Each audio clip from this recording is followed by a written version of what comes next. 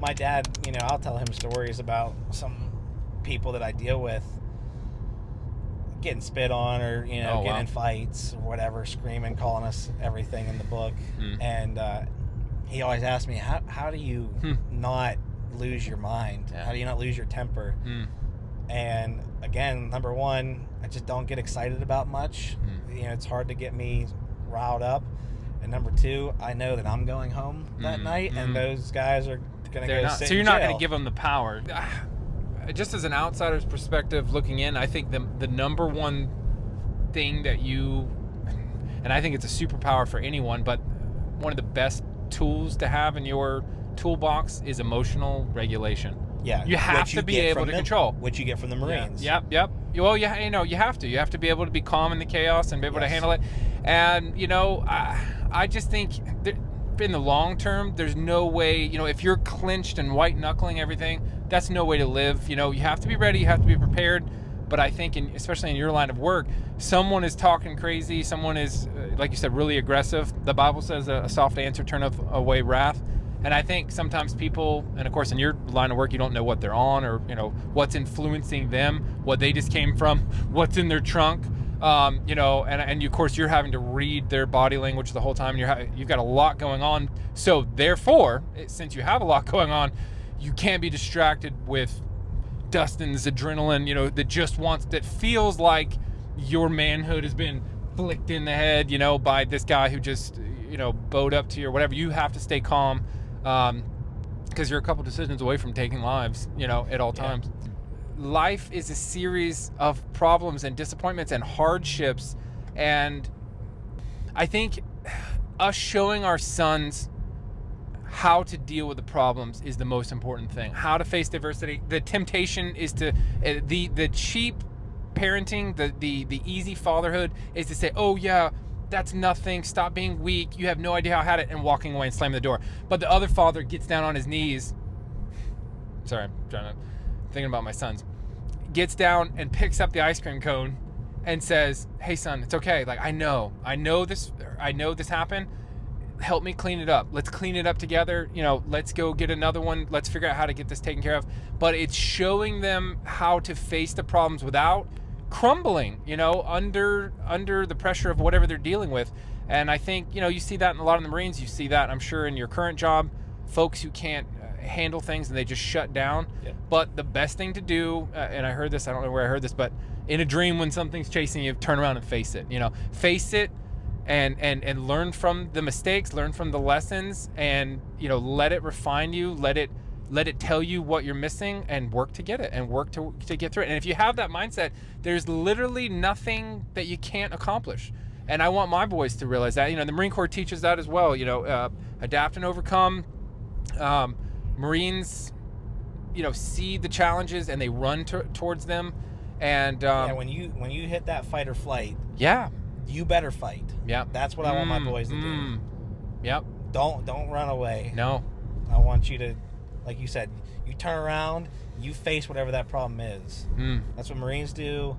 That's what the military does in general. That's what police officers do, and any first responder. You run towards the chaos. And I don't necessarily care if my boys are in the military or police officers. They do whatever they want. That's a good question. But the principle is you run towards that chaos. You embrace it. You never run away from the problem.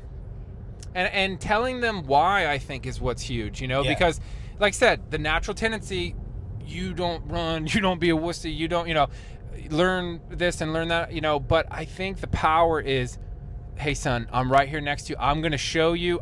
I'll do, you watch, you do, I'll watch, and you have this teaching hands-on, show them how to handle the things, how to handle the problems, how to get back up, and then you're going to raise sons that you can be proud of. What values or lessons from your time in the Marines do you hope to pass on to your boys as they grow up? We talked a little bit about how they look at us, and I know it's funny to me, my boys are always asking me stories. Dad, did you ever do this? Or Dad, did you ever shoot one of these? Or, whatever. And those are always fun. It's always fun to kind of go off on a story. You always sort of go back there to that memory in your mind. But, what values and principles do you think that you got, as we were talking about earlier, that you kind of take this from your dad, take this from the Corps, take this from different people that have influenced you in your life, and what do you think through the military that you would pass on to your sons?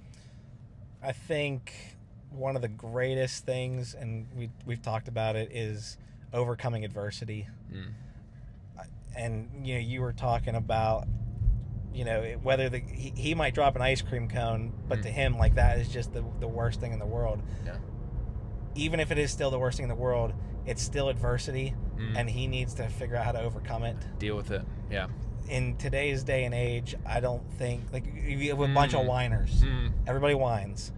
Nobody wants to just, for lack of better words, pull yourself up by your bootstraps and go. Yeah. And I attribute a lot of my success in life to being able to conquer adversity. And I got that from Dad, and I got that from the Marines. I got it from being a police officer. So if I can't teach my kids anything else, it's to face adversity, because with that, if you're scared of something but you do it anyway, like, courage. Face it, man. Face it. Yeah. When you boil it down, it's facing adversity. And I want them to be courageous. I want them to be brave. I want them to, you might not want to do this, but you're going to do it anyways, because that's what needs to be done. And that's, as men, I love that. You need to be able to make the tough decisions. You need to be able to do the tough things. It's what life is. It is. It's what life is. Life is adversity. And if you can conquer adversity, then you're going to be just fine. And I want my kids, above all else, to, not to give up, not to whine, but to persevere, to conquer adversity, to be successful in everything they do, because they refuse to quit. Love that. Somebody else has done this. So if they can do it, then there's absolutely no nothing reason. New under the sun. No. Yeah. That's just, I mean, I can remember the very first time I can remember having that thought. This is kind of like a stupid little story, but I can remember going to a carnival one time, and there was this ride that I really wanted to ride, but I was terrified. I didn't want to ride it. I thought, something bad was going to happen. And I remember seeing a kid that was like my age, and I saw him up there riding that ride, and he was having a blast. I'm like, if that kid can do it, I can do it. I can remember that day. I remember the ride. I remember where I was. I don't remember about what age I was, but again, it doesn't matter. Like, there's almost nothing in the world that you are going to want to do that somebody else hasn't already done. And it's like, there's no reason, like, that person's not better than you. They just have the determination to do it. Yeah. And if you want it, do it. I love that. And I teach my kids a lot too. If they want to do something, we went to a water park while we were here. There was a really steep, scary slide. And the boys were like, I don't know about that. And then I saw this little kid walk past him and go down the slide. And I'm like, he just did it. I'm trying to instill that competition in them. And it worked. Easton, there was this like 12-year-old kid who was at the top of this slide. And he's like, I don't want to do that. And Easton literally, hadn't gone down the slide yet. He walks up behind this kid and shoves him aside nice and easy and goes, watch out, I'll do it. Wow. And he goes down the slide. You're like proud. I was so proud. I was so happy. That's my boy. And it's like, you did it. Like, that's what it is. It's somebody has done it before. There's no reason you can't do it too. I like that. And that's good. Nobody cares. Work harder. That's great. The biggest obstacle, if you want to get something done, is yourself. If you want to make excuses, the mountain is you. Yeah. But somebody else did it. They figured it out. You can't do. Love that. I use a similar method for, like, if I'm doing a presentation or something, or I'm expected to, turn in something. You get that anxiety. Is mine going to be different than everyone's? Is mine going to be wrong? Am I stupid? Like all of these lies that most of us tell ourselves. And it's like, a comfort is on those same, it's kind of parallel to what you're saying. For me, it's like, they're humans just like me. And even if mine is different, it's my version. But, I'm a human just like you. This is my interpretation of the project. And I'm going to just not have any anxiety over it. I'm going to be comfortable, and I'm going to be, here's my unique contribution. This is the way I, feel or whatever, see it. And then you can take the anxiety of it. I'm human just like you, and just like you're saying, if it's something has been done, then you can develop the skills to do it. Yeah. You might not do it the first time. No. You might have to evaluate and try again. But that evaluation, that learning, that falling down and looking back up at the obstacle and going, oh, I need to go faster. Oh, I need to, get a little more of a running start. Whatever is the data that you use. It's all data. It's all corrective data. And when you can take the personal out of it, I'm not good enough, they're thinking this, I'm scared to do this thing, and you can just say, oh wait, I'm going to just do it.